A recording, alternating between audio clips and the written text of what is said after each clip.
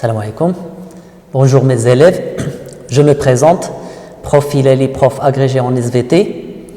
Je suis chargé de vous donner un cours sur la réplication de l'ADN. Pour vous situer, ça vient après l'étude de la mitose et avant l'expression de l'information génétique. Donc c'est ce que vous allez voir dans ce diaporama.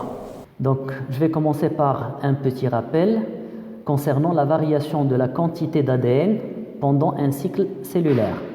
Je rappelle, un cycle cellulaire, c'est l'ensemble de l'interphase et des différentes phases de la mitose. Et donc, selon le graphique que vous voyez, la quantité d'ADN est stable en 7,3 pendant la phase G1, elle se dédouble pendant la phase S, c'est-à-dire la phase de duplication de l'ADN, c'est la phase de synthèse, puis elle reste dédoublée en G2 et également en prophase et métaphase de la mitose. En anaphase, on remarque qu'il y a une chute de la quantité d'ADN et ça retourne à 7,3, la valeur initiale. Elle reste comme ça le long de la télophase et la G1 suivante. La duplication de l'ADN se fait au niveau des yeux de réplication. Alors en phase S, phase de synthèse, selon le schéma que vous voyez, on a au niveau du nucléofilament, alors le nucléofilament qui est formé par l'ADN qui s'enroule sur les histones, les protéines histones, montre des yeux qu'on appelle les yeux de réplication. Alors pour la réplication de l'ADN, on a trois modèles qui peuvent expliquer cette duplication. Le premier modèle, c'est le modèle conservatif. Comme vous voyez, normalement, je conserve l'ancienne molécule d'ADN et à travers laquelle j'obtiens une deuxième molécule nouvellement synthétisée. Deuxième réplication, de même, donc on conserve les deux premières et on va synthétiser les deux nouvelles. Par contre, pour le modèle semi-conservatif, pour la première duplication, on va avoir la séparation des deux brins de la molécule d'ADN. Chacun va constituer une matrice pour la formation du deuxième brin. Et comme ça, on aura deux molécules hybrides avec un brin ancien et un brin récent. Même chose pour la deuxième réplication. Le troisième modèle, c'est le modèle dispersif. Il suggère qu'on va découper la molécule ancienne en fragments, on synthétise d'autres nouvelles et par la suite on va les réarranger pour avoir de nouvelles molécules d'ADN. Donc à travers l'expérience de Messelson et Stahl, on va définir quel est le modèle le plus valide. Donc ces deux scientifiques, ils ont utilisé les bactéries vu qu'ils ont une formule chromosomique simple, n égale à 1. Ils ont un cycle cellulaire très rapide, entre 20 et 30 minutes, et ils ont utilisé l'azote. Alors pour l'azote, on a l'azote 14 dit léger et l'azote 15 qui est dit lourd. Pour la première expérience, pour l'échantillon 1, on va prendre des bactéries mises en N15, lourd, et après une division, on va voir l'ADN initial. Comme vous voyez sur le tube à essai, il est situé dans la zone lourde.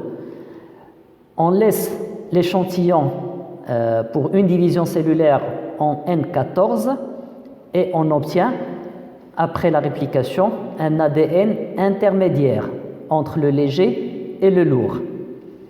Alors ce deuxième échantillon, on le laisse encore une fois pour une seule division en N14 et on obtient deux fragments d'ADN, un léger et un intermédiaire. Donc je les revois en même temps dans ce schéma-là. Donc ici j'ai le premier échantillon à N14, léger, le deuxième lourd, d'accord? C'est le deuxième échantillon.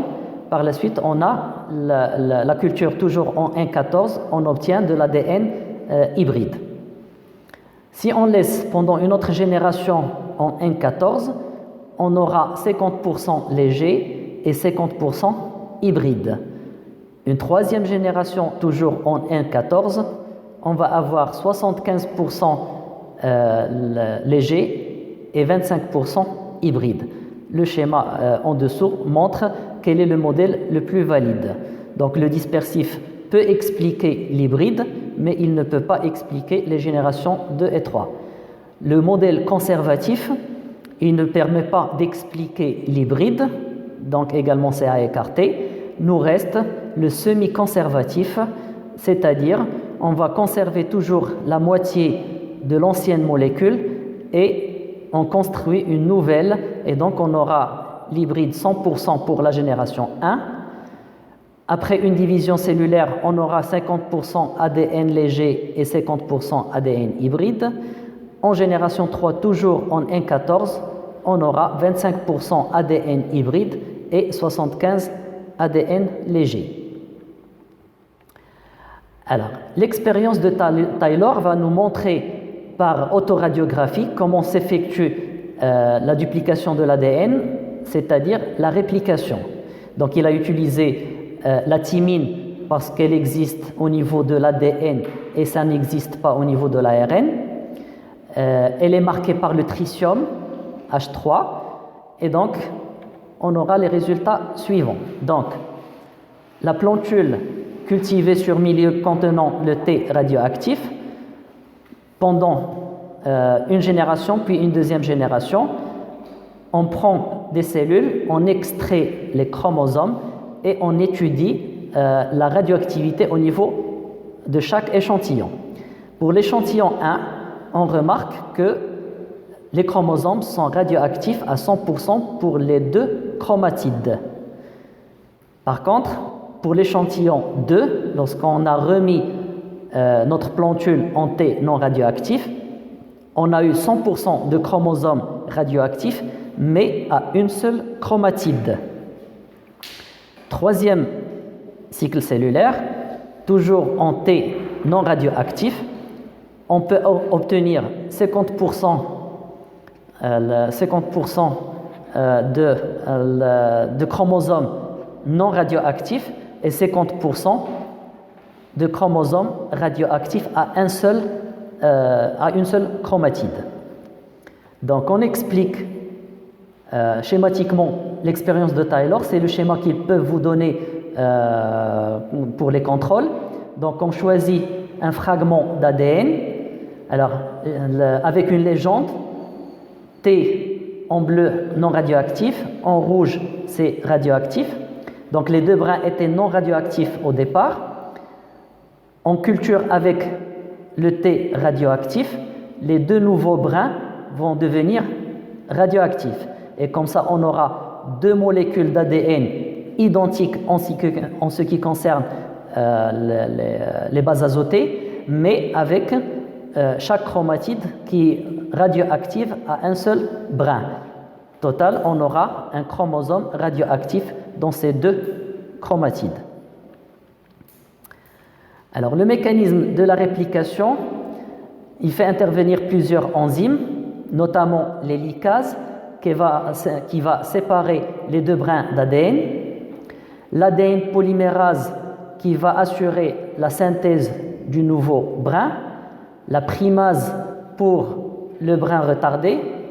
Alors la topoisomérase, normalement c'est pour ouvrir les yeux de réplication. La ligase, elle va assurer la liaison entre les fragments d'Okazaki. Alors sur le brin d'origine, 3', 5', la réplication est continue et rapide parce que l'enzyme ADN polymérase, elle va lire l'ancien brin en sens 3', 5' pour synthétiser un nouveau brin dans le sens 5', 3', selon le modèle suivant. Alors j'ai ici ma molécule d'ADN séparée en deux. Donc le fragment ouvert 3', 5', notre ADN polymérase va fonctionner d'une façon continue. L'hélicase, elle est en train d'ouvrir les deux brins d'ADN. Pour l'autre brin, qui est un brin opposé, on remarque qu'il y a formation ou synthèse de nouvelles molécules d'ADN, mais d'une façon discontinue. Donc là, on a l'amorce, c'est la primase, c'est une enzyme qui va débuter la duplication. Par la suite, elle donne la relève à une ADN polymérase pour compléter. On aura des fragments d'Okazaki, voilà, en mauve, et c'est la ligase, l'ADN ligase, qui va rassembler ces fragments pour obtenir une molécule complète d'ADN. Et ainsi se termine la réplication de l'ADN. Donc, en conclusion, le phénomène de duplication de l'ADN se fait par mécanisme de réplication selon le modèle semi-conservatif pendant la phase S de l'interphase. Le résultat final, c'est l'obtention de deux molécules d'ADN identiques à l'origine de la caractéristique principale de la mitose, qui est la conservation conforme de l'information génétique quantitativement et qualitativement.